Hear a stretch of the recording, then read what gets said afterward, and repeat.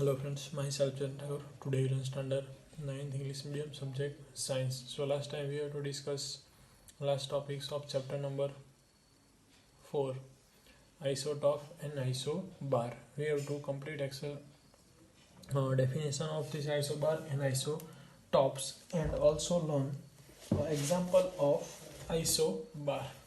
So let's start with exercise questions answer, and after that completed chapter number 11 can be start. So in chapter number 4 तो आपको text book में exercise के questions open करने हैं.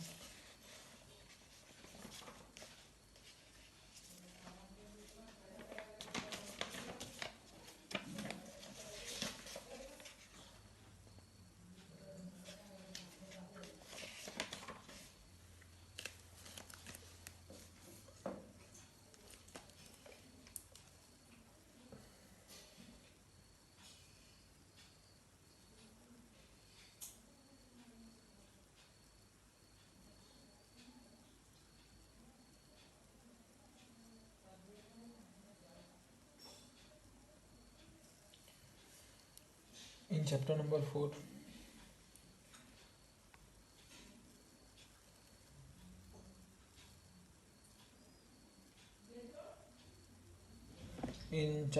4, the basic thermos and neutrals according to questions, and the chapter number 4 in a model of Thomas alpha. Start with first questions of structure of atom. Let's start with question number 1.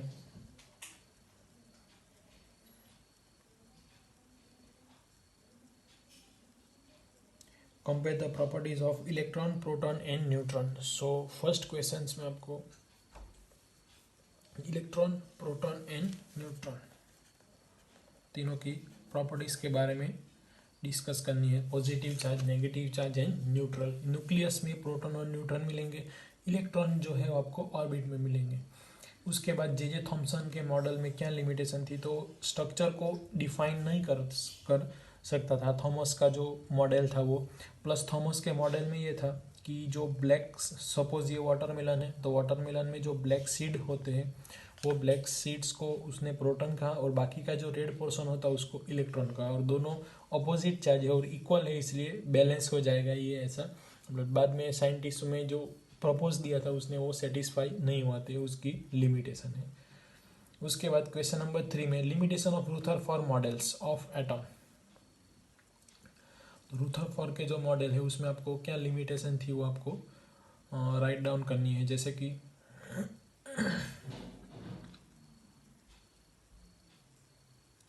Atom positively charge centre is called nucleus.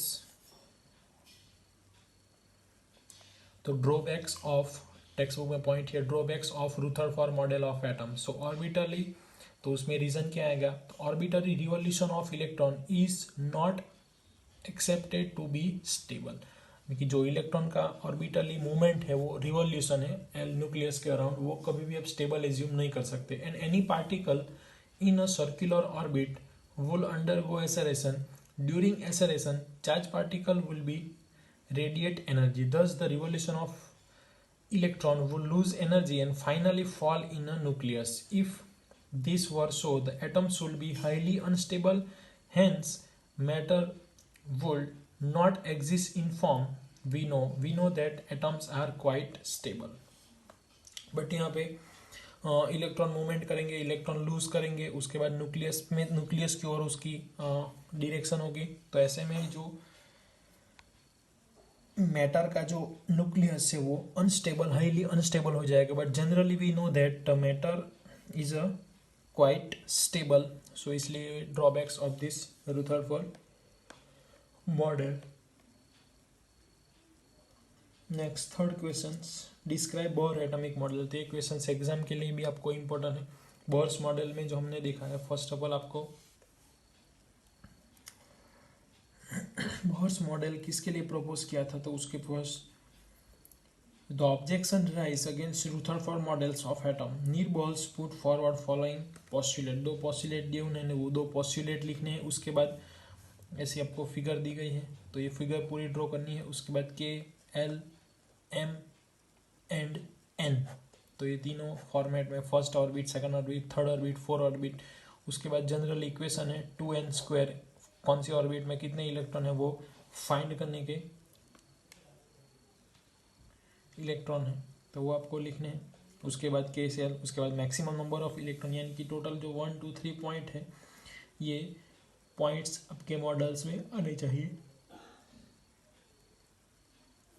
तो इतना आपको लिखना है. और एक दो आपको example भी आप लिख सकते हो, जैसे कि रूथर बोर्स का मॉडल है. अकॉर्डिंग टू बोर मॉडल आप फिगर ड्रॉ कर सकते हो, जैसे कि हीलियम का आपको ड्रॉ करना हो तो न्यूक्लियस है, उसके बाद फर्स्ट ऑर्बिट में 2 इलेक्ट्रॉन यहाँ पे रहेंगे ऐसे. उसी तरीके से हाइड्रोजन का, लिथियम का, बेरिलियम का, एनी वन का आप एग्जाम्पल के फॉर्म में भी ऐसा ड्रॉ कर सकते हो. तो बोर्स के मॉडल में आपको अगर पूछा जाए तो इतना लिखना है.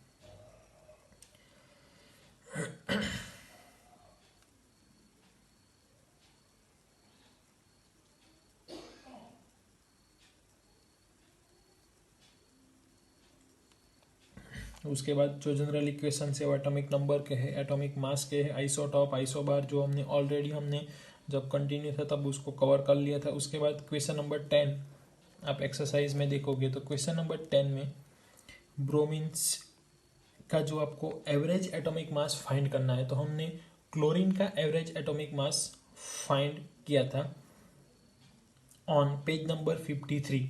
तो सेम मेथड का है, यहाँ पे 75% एंड 25% लिया था. तो ये क्वेश्चन नंबर 10 में आपको 49.7% एंड 50.3% परसेंटेज का सिंबल निकल जाएगा, तो उसके नीचे 100 आ जाएगा, यानी कि. और ये एटॉमिक उस टाइम पे जो हमने कलेक्ट किया था वो एटॉमिक मास लिखा था हमने.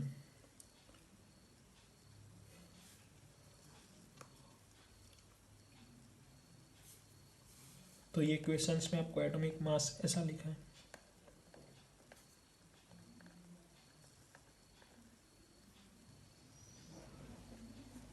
तो एटॉमिक मास 79 है. यहाँ पे atomic mass is 81. So one time consider 79, another time consider 79, another time 81, and percentage is considered 49 point and 50.3. ऐसा करके आपको करना है, एवरेज मास आपको निकालना है. उसके बाद परसेंटेज फाइंड करना हो, तो परसेंटेज को एक्स एंड वाई ले लो, उसका अपोजिट है क्वेश्चन नंबर 11. क्वेश्चन नंबर 12 में z इज इक्वल टू 3, यानी कि z is indicate by atomic number. So atomic number is equal to 3, it means hydrogen, helium and lithium. तो ये कौन सा एलिमेंट होगा? Lithium. Also name this element and valency of this element. तो first orbit में 2 electron, second में 1 electron, यानी कि उसकी वैलेंसी कितनी होगी? 1. Question number 13, composition of nucleus of atomic species X and Y. तो आपको गिव द मास. मास यानी कि क्या? तो प्रोटॉन और न्यूट्रॉन का addition, it's called atomic mass. Proton is equal to 6 and atomic mass कितना होगा उसका? तो 6 + 6 12, atomic mass 12. And proton same है, न्यूट्रॉन डिफरेंट है. प्रोटॉन सेम है यानी कि 6, और यहाँ पे 6. तो 6 एटॉमिक नंबर पे कौन आता है? कार्बन. उसका एटॉमिक मास 12 है. 6 + 8 यानी कि 14. तो ये क्या हुआ? C14 and C12. ये क्या हुए? आइसोटॉप हुए. और दोनों के बीच में रिलेशन क्या है? तो आइसोटॉप का रिलेशन है, कार्बन के 2 आइसोटॉप है, तो ये आपका आंसर आएगा. क्वेश्चन नंबर 14 में which of following statement is true and false. तो अकॉर्डिंग टू क्वेश्चन कॉन्सेप्ट आपको ABCD में से कौन सा राइट है, कौन सा रॉन्ग है, ऐसा कंप्लीट करना है. उसके बाद ऑप्शन लिखे गए हैं, तो ऑप्शन से ही करना है. एक 17 का क्वेश्चन है, वो अगर आपको डिफिकल्ट हो सकता है. Cl-1 आयंस आर ब्लैंक, ऐसा लिखा है. Number of valence electron in Cl. तो जनरली Cl का कितना होता है? एटॉमिक नंबर 17 होता है. बट जब यहाँ पे माइनस लिखता है तो उसका आपको अपोजिट समझना है. यानी कि यहाँ पे माइनस लिखा है तो उसका क्या समझना है कि उसके पास जो प्रोटॉन है वो कितने हो गए. अब उसको समझने के लिए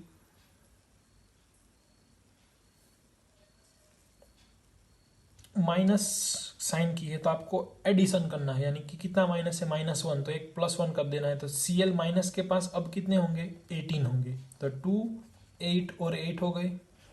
उस 17 की कॉन्फ़िगरेशन क्या होगा, 2, 8 एंड 7 होगा।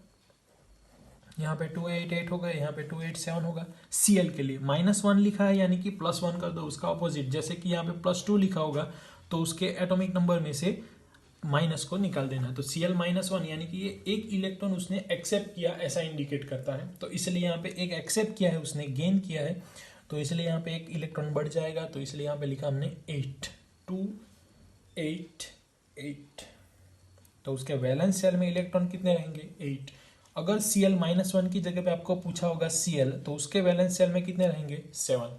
तो ये 2 वर्ड्स आपको ध्यान में रखनी है। Cl माइनस यानी कि नेगेटिव पूछा है, पॉजिटिव आयंस पूछा है, या तो फिर एलिमेंट पूछा है, ये आपको देख लेना है। क्वेश्चन नंबर 18 से हमने क्वेश्चन नंबर 18 और 19 कंटिन्यू लेक्चर हमने सॉल्व किए हैं। तो इस तरीके से जनरली चैप्टर नंबर 4 में से आपको प्रिपेयर करने है जैसा एग्जाम के लिए। तो बोहर एटॉमिक मॉडल है, उसके बाद isotope, isobar, atomic mass, atomic number, उसके सिंबल एंड डेफिनेशन। ये हो जाने के बाद जो मोलिक्यूल्स यानी कि फॉर्मूला लिखा होगा, जैसे कि कैल्शियम कार्बोनेट लिखा है तो आपको नेम लिखना है उसका क्या होगा वो। अगर ऐसा कुछ नेम लिखा आता है MgCl2 तो उसका प्रोनाउंस यानी कि सब्सटेंस का नेम क्या होगा। ये फॉर्मूला लिखा है MgCl2 तो सब्सटेंस का नेम क्या होगा ये आपको लिखना होगा। या तो फिर ऐसा लिखा होगा कि मैग्नीशियम क्लोराइड तो उसका आपको फॉर्मूला लिखो, ऐसा पूछ सकते हैं। तो ये 2-3 मेथड है, definition, formulas, Bohr atomic model. बस इतना यहाँ पे आपको करना है चैप्टर के लिए। फ्रेंड्स अब हमारा चैप्टर स्टार्ट करते हैं, chapter number 11।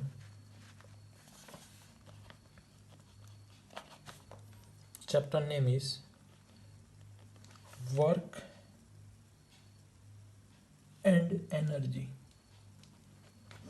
Work and energy, तो आप चैप्टर 2 पार्ट्स में डिवाइड है। जैसे कि वर्क एंड एनर्जी नेम है उसका, उसी तरीके से फर्स्ट जो पार्ट हम सीखेंगे वो वर्क के रिलेटेड होगा, और सेकंड हाफ कंप्लीटेड पार्ट यानी कि हाफ पोर्शन आपको वर्क के रिलेटेड आएगा, और बाकी का जो हाफ कंटेंट है वो एनर्जी के रिलेटेड आएगा। तो फर्स्ट ऑफ ऑल हम वर्क से स्टार्ट करते हैं। What is work? So work is a difference in a way we use term of work in a day to day life. अब रेगुलर लाइफ में work word use करते हैं, but उसका meaning क्या होगा? तो consider as a few example. Kamali is preparing for examination. She spent lot of time in study. She read books, draw diagram. इस तरीके से एक स्टूडेंट है, उसने एग्जाम देने वाला तो वो स्टडी कर रहा है, डायग्राम ड्रॉ कर रहा है। तो वन टाइप ऑफ एनर्जी क्या यूज कर रहा है वो, अपनी जो एनर्जी है वो अपनी इस तरीके की एक्टिविटी, जैसे कि खेल रहा होगा तो प्रैक्टिस के लिए, उसी तरीके से स्टडी के लिए, नोटबुक में अपना होमवर्क कंप्लीट करने के लिए, तो उसको ये क्या यूज़ कर रहा है, अपनी एनर्जी यूज़ कर रहा है अपनी एक्टिविटी में। तो in she is working hard. All this hard work may involve very little work. If we go by a scientific definition of work, you are working hard to push a huge rock. Let's say rock does not move despite all the effort. Same हुआ, अगर आप hard work कर रहे हो ऐसा आप बोल सकते हो, स्टडी में आप डीपली स्टडी कर रहे हो, कंटिन्यू मैनी हावर आप रीड कर रहे हो, उसी तरीके से आपके सामने एक रॉक है तो रॉक को आप पुश बैक नहीं कर सकते, उसको पुश नहीं कर सकते, तो आपका क्या हुआ, वर्क जीरो हो गया ऐसा बोलोगे, या आपने हार्ड वर्क किया फिर भी रॉक का जो मूवमेंट है वो चेंज नहीं हुआ। तो यहाँ पे क्या, तो उसी तरीके से आपका स्मॉल रॉक आपने ले लिया तो आप इजीली उसको पुश कर सकते हो, तो इजीली आप उसको पुश कर सकते हो। तो इन सिंपल साइंटिफिक जो कॉन्सेप्ट है वर्क का वो समझते हैं। साइंटिफिक जो है कॉन्सेप्ट वो वर्क का क्या है। Understand the way we view work as define work from the point of science. Let's consider some situation. Push a pebble laying on a surface. As the pebble move through a distance, you extend displacement. In situation work is done. अगर आप suppose table है यहाँ पे, table पे आपके पास एक pen है, तो पेन को आपने पुश किया तो उसका क्या होगा, डिस्प्लेसमेंट, यानी कि उसकी प्लेस चेंज होगी। तो ऐसी कंडीशन में हम बोल सकते हैं कि ये वर्क डन हो रहा है। बट यहाँ पे ह्यूज रॉक होगा तो आपका जो रॉक है वो टेबल की सरफेस पे वन प्लेस से अनदर प्लेस पे मूवमेंट नहीं हो रहा है, यानी कि डिस्प्लेस नहीं हो रहा है। तो इनडायरेक्टली क्या हुआ इन साइंटिफिक वे, तो यहाँ पे डिस्प्लेसमेंट नॉट, यानी कि डिस्प्लेसमेंट अगर जीरो होगा तो वर्क पॉसिबल नहीं है। उसी तरीके से डिस्प्लेसमेंट आपको कुछ ना कुछ मिलेगा तो यहाँ पे वर्क का आंसर भी आपको मिल सकता है। प्लस आपने क्या किया, उस पर फोर्स अप्लाई किया रॉक को मूव करने के लिए, स्मॉल रॉक को या तो फिर पेन को, आपने क्या किया, फोर्स, आपका मस्कुलर फोर्स यूज हुआ। उसी तरीके से आप साइकिल को पेंडल कर रहे हो तो पेंडल फोर्स कर रहे हो, प्लस साइकिल का क्या हो रहा है, डिस्प्लेसमेंट होता है विथ रिस्पेक्ट टू टाइम, तो वहाँ पे आपको वर्क मिल रहा है। अगर आप पेंडल यानी कि फोर्स अप्लाई कर रहे हो बट जो बाइसिकल है वो साइकिल है वो मूवमेंट नहीं हो रही, यानी कि डिस्प्लेस नहीं हो रही, तो आपका वर्क कंप्लीट हुआ नहीं, ऐसा आप बोल सकते हो। तो उसी तरीके से तो क्या चाहिए वर्क होने के लिए, फोर्स एंड फोर्स की डायरेक्शन में डिस्प्लेसमेंट। तो वर्क में आपको ये आना चाहिए कि फोर्स लगना चाहिए प्लस फोर्स की डायरेक्शन या तो फिर ऑपोजिट डायरेक्शन में, इट मीन्स ऑब्जेक्ट का या मैटर का डिस्प्लेसमेंट होना चाहिए। तो work W is equal to force and this displacement can be denoted by S. So unit of force is equal to Newton and displacement can be meter. So unit of work is equal to Newton into meter. But जो scientist ने find किया था उसका name था joule. तो according to और respect to this scientific work can be also is a unit of joule. तो work के आप दो यूनिट लिख सकते हो, newton into metre and joule, ये दोनों यूनिट राइट है। तो work done is equal to force and displacement. अगर टेबल है दोनों, अब एक ही बॉक्स था अब दो बॉक्स रख दिया आपने, दोनों डायरेक्शन में आप खींच रहे हो, सेम फोर्स अप्लाई कर रहे हो, तो यहाँ पे डिस्प्लेसमेंट होगा नहीं, डिस्प्लेसमेंट नहीं होगा तो आप वर्क डन ऐसा आप बोल नहीं सकते। तो ये कैसा हुआ, सेम यानी कि बैलेंस फोर्स लगा। हमने चैप्टर नंबर प्रीवियस चैप्टर में हमने आगे के जो फिजिक्स के चैप्टर थे उसमें देखा balance force and unbalance force. अगर बैलेंस फोर्स लगेगा तो उसकी मूवमेंट होगी नहीं, और अनबैलेंस फोर्स लगाएंगे उस पर तो उसकी मूवमेंट होगी। तो वहाँ पे बैलेंस फोर्स लग रहा होगा तो डिस्प्लेसमेंट नहीं होगा, डिस्प्लेसमेंट नहीं होगा तो आपका वर्क कंप्लीट नहीं होगा। तो इसलिए वर्क के लिए आपको एक बात ध्यान में रखनी है कि work is equal to force into displacement. Force का यूनिट न्यूटन, डिस्प्लेसमेंट का यूनिट मीटर, दोनों के बीच में मल्टीप्लीकेशन है, यानी कि newton into metre is equal to work. And also scientist ने फाइंड किया था जूल, तो उसके रिगार्डेशन उसको जूल भी बोल सकते हैं। अब आपको 1 जूल वर्क कब हुआ ऐसा बोलना हो तो 1 फोर्स कितना अप्लाई करना होगा आपको, 1 न्यूटन, एंड उसका डिस्प्लेसमेंट कितना हुआ होना चाहिए, 1 मीटर। इतना पॉसिबल होगा तब आप बोल सकते हो कि 1 जूल या तो फिर कैपिटल जे, जूल पूरा लिखो या तो फिर capital J, both are valid. So 1 joule work हुआ ऐसा बोलना हो तो आप इसके लिए आपको 1 न्यूटन चाहिए एंड 1 मीटर डिस्प्लेसमेंट चाहिए, तब आप बोल सकते हो।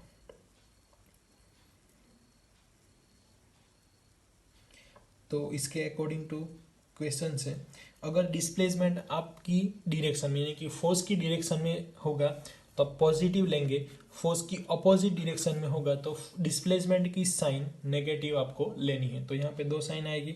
अगर जो आपका फोर्स है यानी कि work done by the force कब, जब F is taken, so once again angle between two direction is 180, यानी कि फोर्स आप इस तरीके से लगा रहे हो और डिस्प्लेसमेंट आपका 180 यानी कि अपोजिट, तो उस कंडीशन में आपका जो फोर्स है, so this two direction is 180 degree. In such a situation the work done by the force F is taken negative and denoted by minus sign. So work done by the force is minus F into S. तो यहाँ पे minus sign भी आ सकती है, तो opposite यानी कि दोनों की डायरेक्शन 180 होगी तब, और सेम डायरेक्शन में सेम फोर्स लग रहा होगा या अपोजिट डायरेक्शन में दो फोर्स जो है वो सेम लग रहे होंगे तो कभी भी वो मूवमेंट नहीं कर सकता। तो ये बात आपको ध्यान में रखनी है। उसी तरीके से जो एग्जाम्पल नंबर 11.2 है वो आपको सॉल्व करना है। सिंपल इक्वेशन है, W is equal to F into S. ये आप सीख चुके हो, एफ की वैल्यू, दूसरी वैल्यू भी एफ की है, एफ की जगह पे क्या लिख सकते हैं आप, F is equal to M A, but A की जगह पे आप जी अप्लाई कर सकते हो, ग्रेविटेशनल फोर्स इंटू एस। ये क्या है, second law of Newton, F is equal to M A. So gravitational, अगर ऑब्जेक्ट की कुछ बात हो रही है वहां पे लिखा होगा तो आप ग्रेविटेशनल फोर्स ले सकते हो, acceleration, second law of Newton. तो M G into S B, work की जगह पे ये इक्वेशन भी आप यूज कर सकते हैं। तो नेक्स्ट इक्वेशन में हम, नेक्स्ट लेक्चर में हम एनर्जी, तो वर्क के लिए सिर्फ आपको इतना ही पार्ट है, तो प्रिपेयर और रेडी करके रखना है, एग्जाम के लिए भी इंपॉर्टेंट है। बाकी के जो क्वेश्चन है वो आपको सॉल्व करने हैं। तो वर्क कब हुआ ऐसा बोल सकते हैं, फोर्स लगना चाहिए और डिस्प्लेसमेंट होना चाहिए, तब आप वर्क डन ऐसा बोल सकते हो। Thank you friends.